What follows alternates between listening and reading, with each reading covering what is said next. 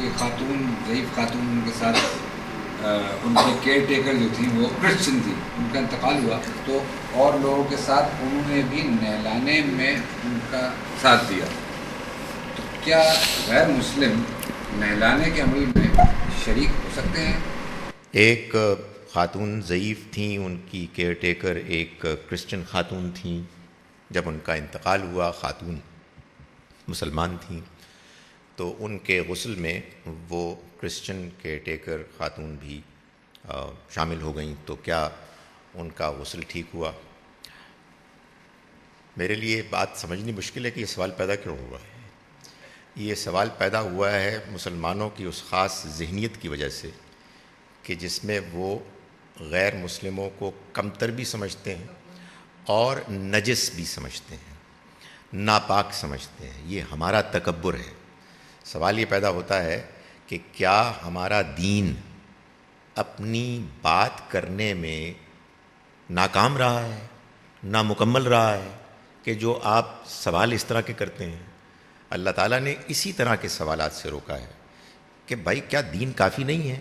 آپ کو گائے کے ذبح کرنے کا حکم دیا تھا، تو آپ کو یہ سوال کیسے پیدا ہو گیا کہ گائے کی عمر کیا ہونی چاہیے، اس کا رنگ کیسا ہونا چاہیے، وہ کیسے کام کرتی ہو؟ گائے گائے ہوتی ہے. آپ کو کہا گیا ہے کہ آپ جو شخص فوت ہوتا ہے اس کو نہلائیں.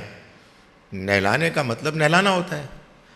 یہ بات صحیح ہے کہ ظاہر ہے کہ نہلانے کا جو بہترین طریقہ ہے، وہی جو ابھی وضو کی بھی بات ہوئی تھی، وہ وہی ہے کہ جو نبی صلی اللہ علیہ وسلم کے طریقے سے معلوم ہوتا ہے. ظاہر ہے کہ آئیڈیلی ہم یہی چاہیں گے کہ ایک مسلمان کم سے کم ایسا موجود ہو کہ جو اس طریقے کے مطابق تفصیلات کو طے کرے، وگرنہ کوئی بھی انسان موجود ہو، اگر وہ اس نہلانے کے عمل میں کوئی کوتاہی نہیں کر رہا تو اس سے کوئی فرق نہیں پڑتا.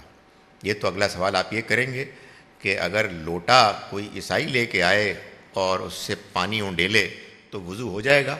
تو میرا سوال یہ کہ یہ پرابلم کیا ہے آپ کو؟ میں آپ کو بتاؤں کیا پرابلم ہے. بعض اوقات لوگ کہتے ہیں کہ قرآن مجید میں آیا ہے کہ انما المشرکون نجسن، یہ مشرک نجس ناپاک ہیں، یعنی وہ نجس شاید ہمارا اردو کا نجس ہے. تو بات یہ ہے کہ اصل میں یہ جملہ در حقیقت ان مکے کے مشرکین کے لیے تھا کہ اللہ نے جن کے بارے میں یہ طے کر دیا کہ نبی اکرم صلی اللہ علیہ وسلم کے ذریعے سے ان پر بات آخری حد تک واضح ہو جانے کے نتیجے میں، ان پر اتمام حجت ہو جانے کے نتیجے میں اب ان کے پاس کوئی ایکسکیوز باقی نہیں رہا، اور اب وہ اللہ کی سزا کے مستحق بن گئے ہیں. ان پر اللہ کا عذاب آنے والا ہے.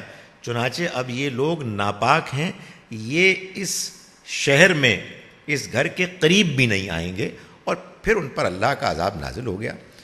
ورنہ تو سچی بات یہ ہے کہ شرک اہل کتاب بھی کرتے ہیں، اور ان کا کھانا آپ کے لیے جائز ہے اگر وہ اللہ کا نام لے کے جانور کو ذبح کرتے ہیں.